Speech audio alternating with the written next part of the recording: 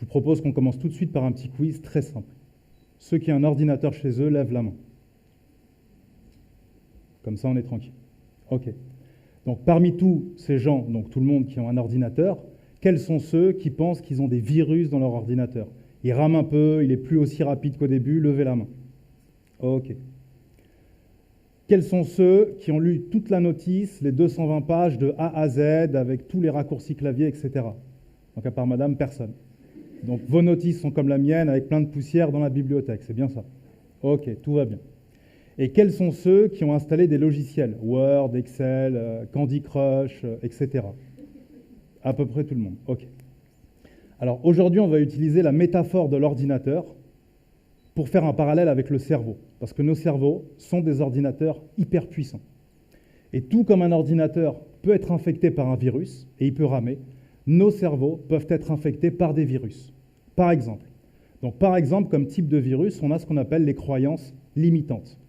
Les croyances limitantes, c'est très simple. Quand quelqu'un il est face à un objectif ou quelque chose, il se dit « j'y arriverai jamais ». Il est en train de s'injecter tout seul un virus dans le cerveau. Quand quelqu'un se dit « ouais, mais c'est impossible, eux, ils y arrivent, pas moi », il est en train de s'injecter tout seul un virus dans le cerveau. Donc, une croyance limitante, on va aujourd'hui travailler là-dessus, ça se remplace par une croyance aidante. D'accord? C'est un moteur, c'est quelque chose qui va vous booster. Par exemple, une croyance limitante, quelqu'un qui se dirait « ouais, mais j'y arriverai jamais ». On va le remplacer par une croyance aidante qui lui dirait « si d'autres l'ont fait, tu peux le faire ». Quelqu'un qui se dit, souvent on se dit « ouais, je suis trop stupide, oh, qu'est-ce que j'ai été bête sur ce coup-là ». Au lieu de se dire ça, on va se dire « j'aurais dû mieux utiliser mon potentiel et mon intelligence ». Ce qui sous-entend au cerveau qu'on est intelligent et qu'on a un potentiel. Et on va voir pourquoi c'est important de faire ce travail. Donc la deuxième chose, à savoir quand vous êtes né, quand vous avez livré à votre maman sur son ventre, on ne vous a pas ramené une notice, voilà comment fonctionne son cerveau, comment il faut lui faire réviser ses cours, comment est son comportement, quels sont ses levées motivationnelles, etc. Et donc parfois on reste, on tâtonne et on ne sait pas trop comment faire. Pourtant il existe des formules pour savoir qui on est, comment se motiver, comment avancer dans la vie. Et la troisième chose, des logiciels. Il est possible d'installer des logiciels dans le cerveau, des antivirus, des applications, tout sauf Candy Crush, évidemment.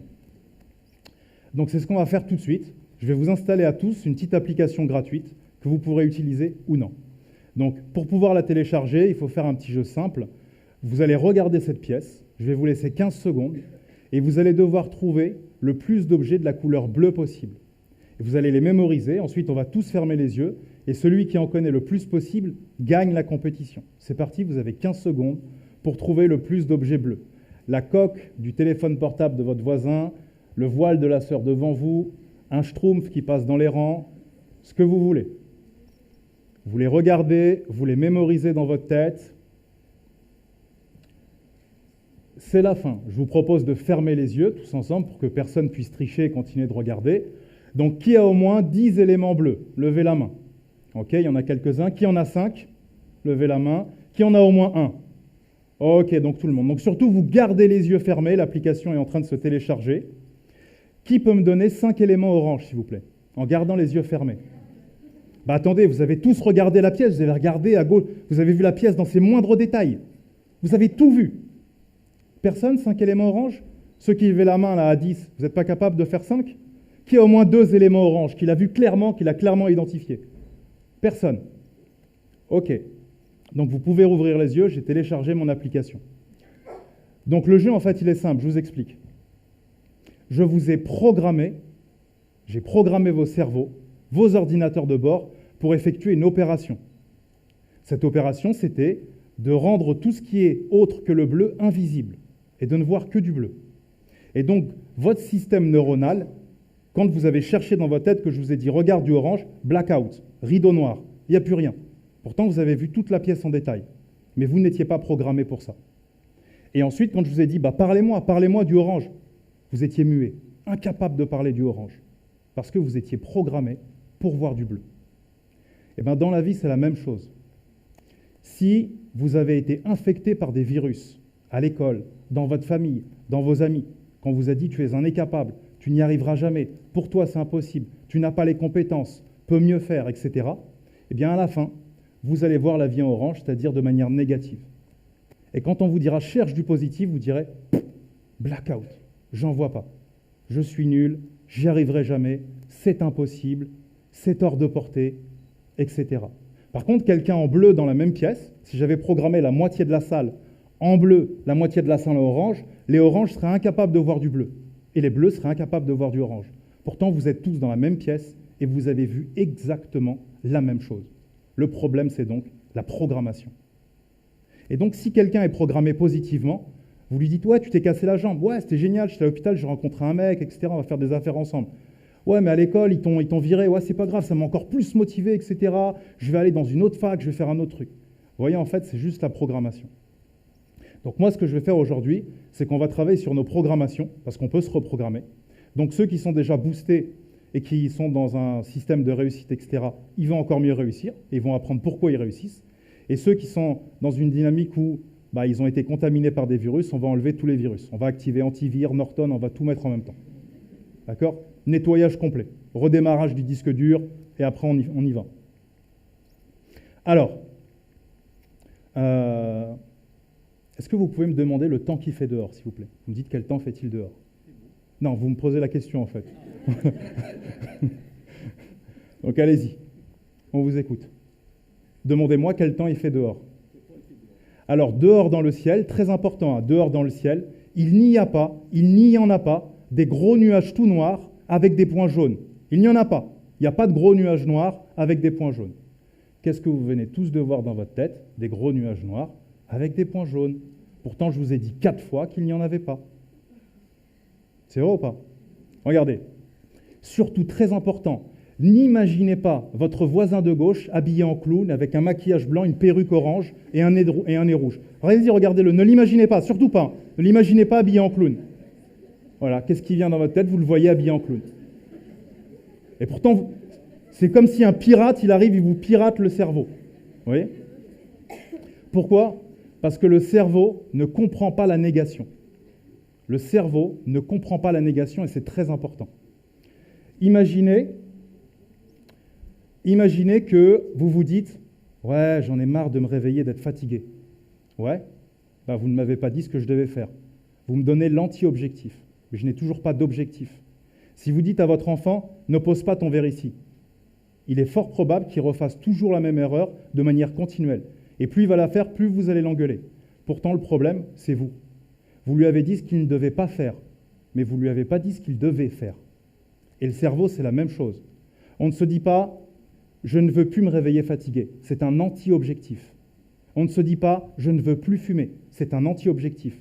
Quand vous dites aux gens « il ne faut pas fumer, c'est mal, fumer, etc. », vous mettez l'objet de leur passion devant leurs yeux. Et quand vous lui dites « il ne faut pas fumer », il voit des cigarettes partout, des Marlboro Light, des cigares, des trucs. Il n'en peut plus. Vous le faites transpirer. Vous voyez ce que je veux dire? C'est comme si à quelqu'un vous lui dites « il faut que tu maigrisses, il ne faut plus de tartines au chocolat, il ne faut plus de gâteaux, il faut plus de... » Il voit des gaufres partout, il voit des trucs. Il n'en peut plus. Il dit « mais attends, je suis encore plus mal maintenant qu'avant. Je ne comprends pas. » Donc en fait, comment on va faire? C'est très simple. Vous allez éliminer tous les mots négatifs de votre vocabulaire. Et ça va vous prendre 12 jours. 12 jours ou 12 heures. Pourquoi? Parce que si je change votre code PIN à tous dans cette pièce, je prends tous vos téléphones, j'enlève tous les codes PIN et je remets un nouveau code PIN. Il vous faut 12 jours. Vous réfléchissez quand vous faites votre code PIN ou pas? C'est automatique. Il vous faut 12 jours pour arriver au même résultat, faire le nouveau aussi vite que l'ancien. Et dans le cerveau, en fait, il s'est créé un nouveau chemin neuronal, un nouveau schéma entre des synapses. Eh bien, au bout de 12 jours, si vous vous entraînez, vous parlerez uniquement de manière positive et vous penserez uniquement de manière positive. C'est très simple. Donc, première règle, on enlève tous les mots et toutes les expressions négatives. Pourquoi? Imaginez que monsieur, il me demande comment ça va aujourd'hui. Je dis, écoute, ça va, hein, pas de problème. Qu'est-ce que le cerveau retient? L'idée qu'il y a un problème. Pourquoi j'ai parlé de problème? C'est ce que je veux dire. Donc, on ne parle pas de choses qui n'ont rien à voir. Deuxième chose, imaginez, vous avez un collègue au travail et on vous dit, alors, qu'est-ce que tu en penses? Je dis, lui, il est complètement abruti, il me gonfle toute la journée, je ne le supporte plus. Vous dites que des mots négatifs, vous polluez la personne avec votre propre pollution. Vous n'êtes pas du tout positif. Et troisièmement, vous vous auto-polluez. Donc, au lieu de dire il est abruti, il est nul, etc., vous allez dire il pourrait faire preuve de plus de compétences, il pourrait développer son potentiel. Vous dites la même chose, mais de manière positive. Et vous ne regardez pas ce qui ne va pas, vous regarderez ce qu'il faudrait qu'il y ait. Deuxièmement, quand vous dites à un enfant, ne fais pas ça. D'accord. Et maintenant, qu'est-ce que je fais? Ne pose pas ton verre ici. D'accord. Il vaudrait mieux le poser ici. C'est mieux pour toi. C'est plus profitable. Alors, juste une petite parenthèse. Quand on parle à ses enfants ou quand on juge un collègue ou une amie, on ne juge pas la personne. La personne est différente de ses actes. On ne dit pas à quelqu'un, tu es nul, tu n'y arriveras jamais. On dit, ça, tu as du mal à le faire. Donc, je pense que tu n'y arriveras pas. C'est déjà différent. Là, vous avez jugé un acte. Quand un enfant fait une bêtise, on ne lui dit pas, tu es stupide. On lui dit, tu es quelqu'un de bien, je ne comprends pas pourquoi, puisque tu es quelqu'un de bien, tu as fait cet acte, qui est un acte mal et que tu sais qui est mal. C'est complètement différent. Pourtant, vous dites la même chose. Mais le message au niveau du cerveau, il est beaucoup mieux intégré. Parce qu'il sait ce qu'il ne faut pas faire, il sait ce qu'il est, et il sait ce qu'il doit devenir. Donc, éliminer tous les mots négatifs. Par exemple, on ne dit pas, il fait moche aujourd'hui. On dit quoi? Il pourrait faire plus beau. Voilà. On ne dit pas, tu es complètement stupide. On dit quoi? Tu pourrais être plus intelligent, tout à fait. Ouais. C'est vraiment une journée, j'en peux plus. Comment on dit j'en peux plus? Ça pourrait aller mieux. Il y a le mot mieux, le cerveau retient mieux. Et la deuxième chose, c'est quand vous voulez vous fixer des objectifs, vous ne parlez plus jamais à votre cerveau en termes d'anti-objectifs. Vous lui dites ce qu'il doit faire. Vous voulez arrêter de fumer? D'accord. Vous voulez donc vous sentir mieux. Vous voulez vous sentir libéré. D'accord. On ne dit pas je ne veux plus être esclave, parce qu'il y a l'idée d'être esclave de la cigarette. Quand vous voulez ne plus vous réveiller fatigué, donc vous voulez vous coucher tôt. Quand vous voulez, vous en avez marre de reporter tous vos rêves à demain, etc., et de regarder les autres les réaliser, bah vous vous dites, je veux réaliser tous mes rêves dès maintenant. En changeant votre vocabulaire, au bout de 12 jours, vous allez changer tous les schémas neuronaux dans votre cerveau. C'est-à-dire, il y aura uniquement des communications plus. Vous allez annuler toutes les communications moins. Et en faisant ça, au bout de 12 jours, vous allez vous reprogrammer positivement. Et au bout de 12 jours, vous parlerez tout seul positivement. Vous direz, tiens, j'ai plus dit ça, tiens, j'ai dit comme ça.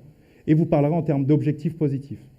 Ce qui est très important pour aider les autres aussi, quand quelqu'un, par exemple, vous dit, il essaye de vous polluer, et il vous dit, ouais, mais tu n'y arriveras jamais. Vous lui dites, ce que tu veux dire, c'est que ça ne sera pas facile, c'est ça?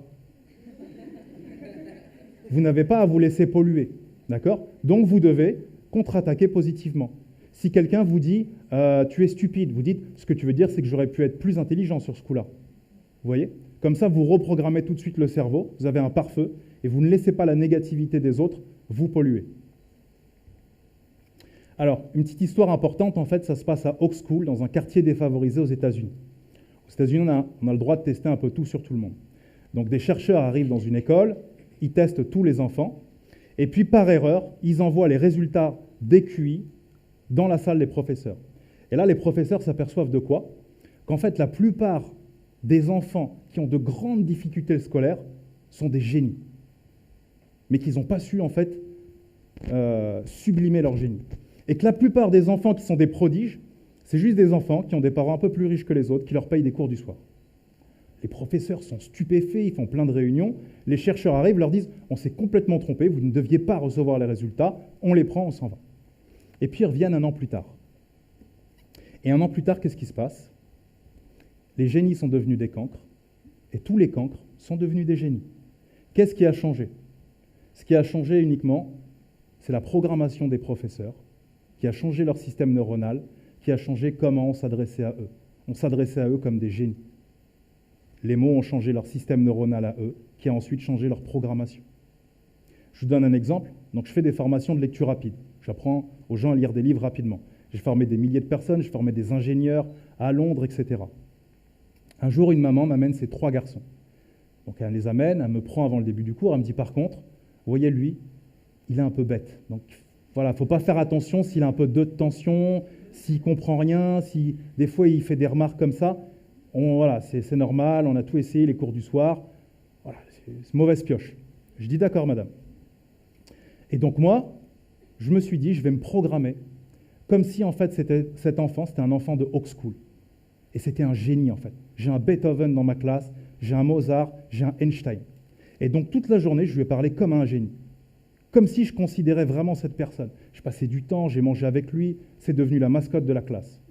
Ok. À la fin de la journée, on fait un test pour savoir qui a réussi à lire vite ou pas vite. il a fait le meilleur résultat que j'ai jamais eu de tous les temps sur mes 1000 élèves. Il est passé de 132 mots par minute à plus de 1000 mots par minute. Même dans les livres, ça n'existe pas. Ensuite, j'ai pris la feuille.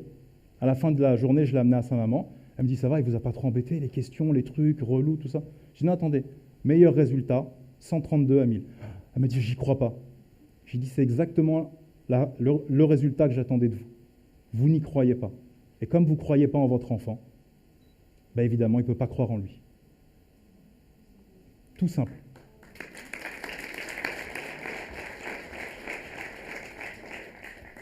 Donc, ce qu'il faut retenir, c'est que, dès qu'on vous parle positivement, on est en train de vous injecter un virus, vous sortez votre pare-feu. Non, je reprogramme positivement ce que tu viens de me dire. Et les gens ne feront aucune différence. 2, dès que vous voyez que vous êtes négatif avec vous-même ou que vous dites « j'y arriverai pas », etc., c'est faux. Tout est possible, Inch'Allah. D'accord? Donc vous vous dites « ah, pièce bleue, là je suis en train de voir en orange, antivirus, reprogrammation positive, et je mets mon objectif de manière positive. » Alors, dernière petite chose, je vous propose je vous télécharge une application, c'est l'application Superman. C'est un truc génial, vous allez voir. Donc je vous propose, on se met tous comme ça, comme des Superman. Comme si on avait des super pouvoirs et tout. Donc vous vous mettez à l'aise, confortable, vous êtes bien là? Ok. Alors on va juste faire un truc différent. J'aime pas les bras croisés comme ça, je vous propose on les croise dans l'autre sens, s'il vous plaît. La même chose, un tout petit peu différent. Là, vous êtes plus bien. Revenez comme avant. Ah, là c'est mieux, hein. On est mieux. Ok, j'ai téléchargé mon application, vous pouvez remettre vos bras normalement.